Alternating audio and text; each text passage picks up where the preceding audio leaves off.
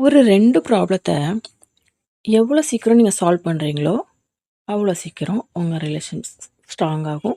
உங்க லைஃப் ரொம்ப ஹேப்பியாகும். ஒரு விஷயம், ஒரு மாய வலை.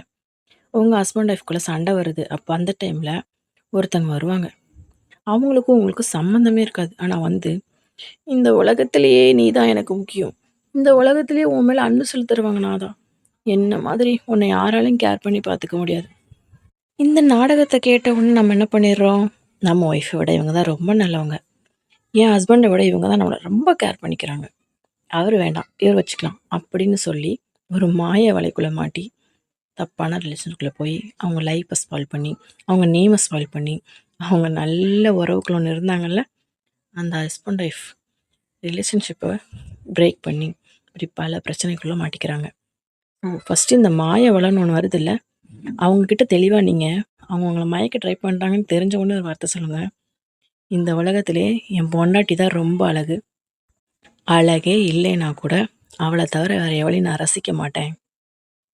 அவ என்ன கேர் பண்ணிக்கிற மாரி இந்த உலகத்தில எவளாலயும் என்ன கேர் பண்ணிக்க முடியாது.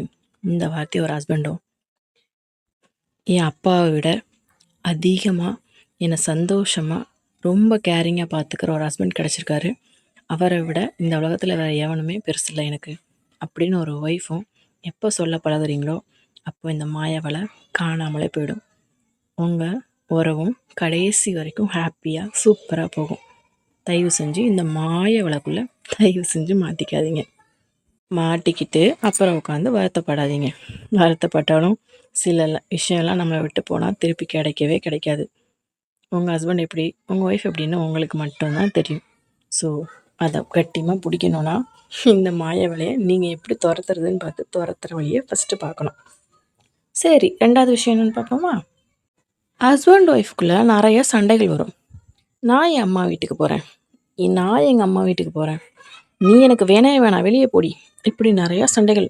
சண்டை அப்போ மனசுக்குள்ள இருக்க கோவங்களுக்கு வெளிப்பாடா பல கெட்ட வார்த்தைகள். இப்படியெல்லாம் நம்ம பேசுவோம். அதுவரைக்கும் நம்ம அவங்களுக்கு என்னலாம் பண்ணோமோ அதெல்லாம் அவங்க மறந்துருவாங்க. நமக்காக அவங்க என்னலாம் பண்ணாங்களோ அதெல்லாம் நம்ம மறந்துருவோம். இதுதான் பலர் உறவு உடையறதுக்கு முக்கிய காரணம். எவ்வளோ சண்டை இருந்தாலும் சரி. நீங்க ஆச்சு பூச்சின்னு என்ன வேணா கத்திட்டு முடிச்சுருங்க. ஆனா, ஒரு 1 மணி நேரம் தனித்தனியா இருந்து முயற்சி பண்ணுங்க. எவ்வளோ சண்டை போட்டாலும் சரி, என்ன உங்களுக்குள்ள நடந்தாலும் சரி, அவ எனக்கு தொந்தரவு, இவன் நமக்கு டென்ஷன் அப்படின்னு மட்டும் மண்டையில ஏத்திக்காதீங்க.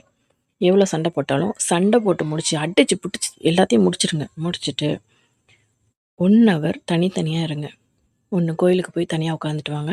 இல்ல உங்களுக்கு புடிச்ச இடத்துக்கு எங்கேயாவது போய் தனியா 1 ஹவர் இருந்துட்டு வாங்க. நிதானமா அந்த 1 மணி நேரம் நீங்க யோசிக்கிறதுல, உங்க மொத்த பிரச்சனையுமே சால்வ் ஆயிடும். சீரியஸ்லி. ஒரு நல்ல ரிலேஷனுக்குள்ள உண்மையான அன்பு கண்டிப்பா இருக்கும். அந்த அன்பு எந்த மாய வலையாலயும் கெடுக்க முடியாது. எவ்வளோ பெரிய கம்பு சண்டை நடந்தாலும் அது தடுக்க முடியாது. உங்க உறவு நிஜமாவே ஹேப்பியான, சந்தோஷமான உறவு. அத மேக்ஸிமம் லெவல் கட்டியமா புடிச்சுக்கிறதுக்கு முயற்சி பண்ணுங்க. சொன்னது புரிஞ்சிருக்கும்னு நெனைக்கிறேன்.